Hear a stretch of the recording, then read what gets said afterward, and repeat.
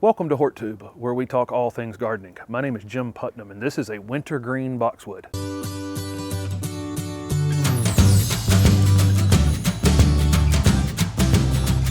This is wintergreen Korean boxwood, a beautiful evergreen shrub with lustrous green foliage. Wintergreen could eventually reach 4 to 5 feet in height and probably almost equal in width, but it's very easy to control this plant much smaller than that. Wintergreen could actually grow all the way up to zone 5, maybe even zone 4, and then down to zone 8 or possibly even zone 9. So it's a large swath of area that these Korean boxwoods can grow in. Although Korean boxwoods are much faster growing than something like English boxwoods, they are still moderately slow growing and therefore kind of low maintenance because of that. You might get 4, maybe 6 inches of growth out of these in a season. Boxwoods would prefer part shade to full sun. I'd put at least a half a day sun on these. They get very thin with anything less than that. Of course, there are just a ton of uses for boxwoods. Most people are going to use them as foundation plants since they're slower growing than a lot of other evergreen shrubs. Since they're deer resistant, you'll typically see these used around entrances to subdivisions, around signs and places where you need deer resistant plants. They make fantastic container plants. The main reason to buy wintergreen boxwoods over the other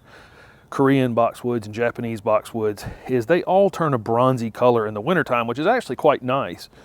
But I think people prefer them to actually stay green year round. This is January when I'm shooting this now, and this one has very little of that bronzy color in it. It stays much greener than the other varieties. I've included videos in the description of this video for planting. You definitely don't want to bury these too deep. I've actually seen that on some professional landscape jobs where they've been buried in mulch, and they really struggle if they are. So don't cover anything that's not covered when you purchase it. These Korean boxwoods are very drought tolerant once they're established. I don't think you'll need to do a lot of ongoing watering if you live in an area that gets kind of regular rainfall. The first year you'll want to keep a close eye on it and drown the space if it dries out.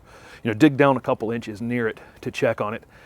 Once they're established, unless it was, you went a prolonged period of time in the heat of the summer, I wouldn't bother with these a whole lot. If you do need to water them though, like I say, go and drown the entire space around them. These boxwoods are acid-loving plants, and any slow-release fertilizer for acid-loving plants is fantastic to use in the late winter on these. The new foliage color is a almost lime green, and it looks great against this darker green foliage, and you'll get a lot more of that using fertilizer. I think it's best to prune these boxwoods in the late winter, right before they start putting on their new growth for the spring, and just kind of evening them up. When you even them up like that, when the new growth comes on them, it just creates an entire ball of that lime green soft foliage, which is really nice. So that's the time of year I would do it.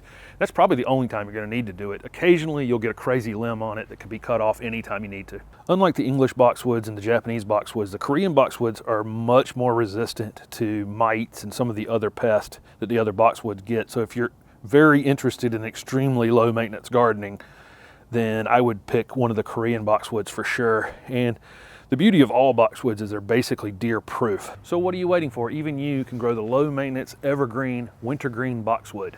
Thank you for watching my video, and if it was helpful, please hit the like button and subscribe to my channel for future videos. Also comment below with any questions you have about boxwoods. Thanks again.